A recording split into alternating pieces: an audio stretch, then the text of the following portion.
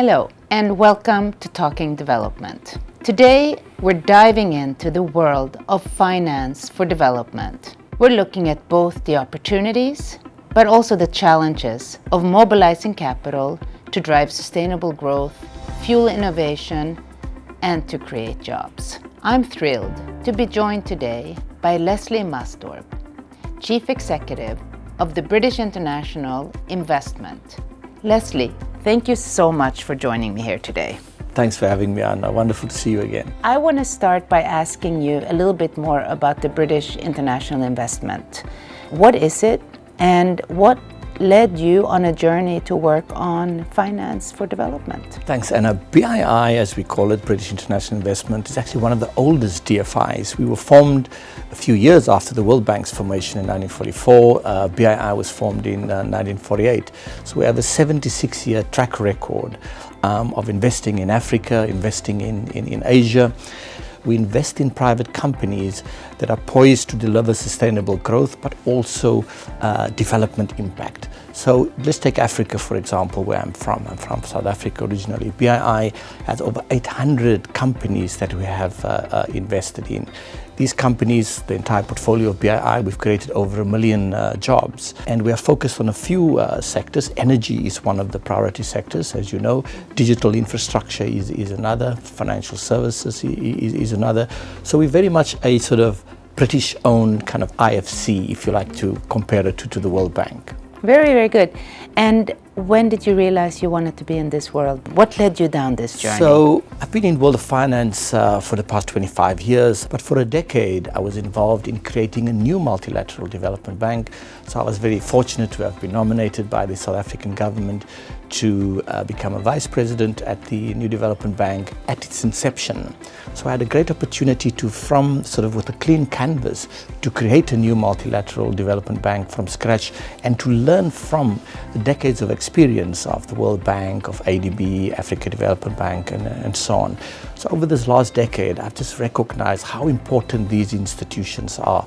As you know, most of the challenges we face today, Anna, whether it's climate change, whether it's pandemic, all of these are interconnected challenges that no individual country can solve by themselves. So we need the World Bank, we need the DFIs to step in to deal with these global public goods.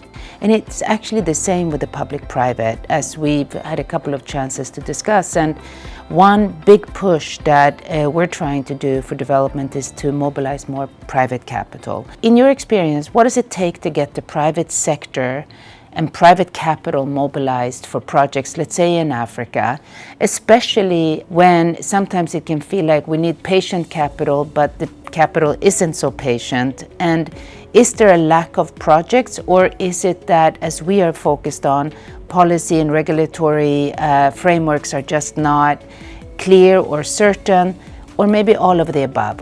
What does it take, and what do you think are some of the opportunities right now? I think we have now reached a very exciting moment in development finance, Anna, where private capital mobilization is at the center of the strategies for all of the DFIs and MDBs. 2015, as you know, the international community got together at the Addis Ababa Action Agenda was designed then, and for the last 10 years we've experimented with various structures, blended finance, to try and improve and to try and mobilize greater volumes of private capital. In short, we have not been that successful yet. However, we have made significant sort of incremental progress over the last 10 years. A few things come to mind. Firstly, we need to play a greater de-risking role, because institutional investors, as you know, they focus on commercial returns. They have shareholders. In the case of asset managers, they've got fiduciary responsibilities to invest in certain jurisdictions. And Africa, for example, is often excluded from a lot of these big asset managers, pension funds, insurance companies, sovereign wealth funds, and so on. The second challenge is that a lot of these markets are not known to the institutional investors. We have people on the ground as BII, so we understand the local market. We've got an understanding of local regulatory frameworks. So we can help develop the pipelines, we can originate the deals as DFIs and create a better enabling environment for the private sector to come in. But more importantly, the entire business model of the development finance world have been around originating assets and holding it on our balance sheets.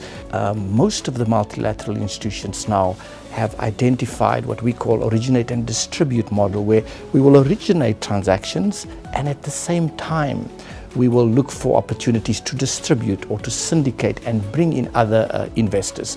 So I think what is very exciting now is that we are now better suited to mobilize greater volumes of private capital. Yeah, you know, like you're an older institution, we're an older institution, and we're learning so much decade by decade, and I think we see the next decade and beyond will need to be one where we bring in so much more capital from the private sector, because the sheer fact is that overseas development assistance has gone down, and we anticipate the needs for development are so huge that we're going to have to think along different business models. I want to go into one of our flagship initiatives that I know you're also very excited about, and that is the Mission 300. We were so happy to have you at the Dar es Salaam Heads of State Summit back in late January. So this is our initiative to connect 300 million Africans to energy by 2030. From your point of view, energy and the importance of it, and the role again of working together in meeting a really ambitious target. Any reflections, any ideas coming out of that summit and going forward? Firstly, I think great credit to the World Bank and the Africa Development Bank for having initiated this campaign. More than 80% of the people in the world without electricity live on the African continent. We will simply not make progress unless we deal with this challenge. So the meeting in January was really, really consequential in the sense that for the first time you had 25, 26 heads of state gathering on one single topic, which is what should the governments do? What policy reforms and public sector interventions are required to create a better enabling environment for private sector investment? We have to look at more innovative sort of energy solutions. We've created a company like GridWorks, for example, which is focused on exactly that endeavor. So we're at a unique moment now, a breakthrough moment, I would argue, where governments recognize that if they sign these energy compacts, the things they should do, then private sector investment will flow. And then finally, what the World Bank has initiated with this M300 campaign is a much deeper level of partnership between the DFIs and the MDBs.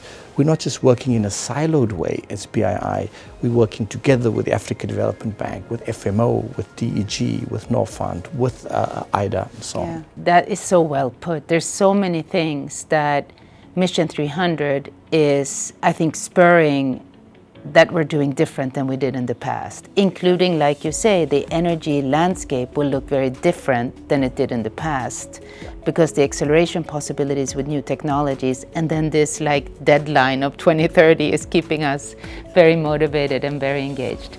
Thank you so much, Leslie. Great to have you, and thank you for sharing your insight. And thank you for tuning in. So as always, here's my take from this conversation. Given limited public resources, mobilizing private capital is the answer.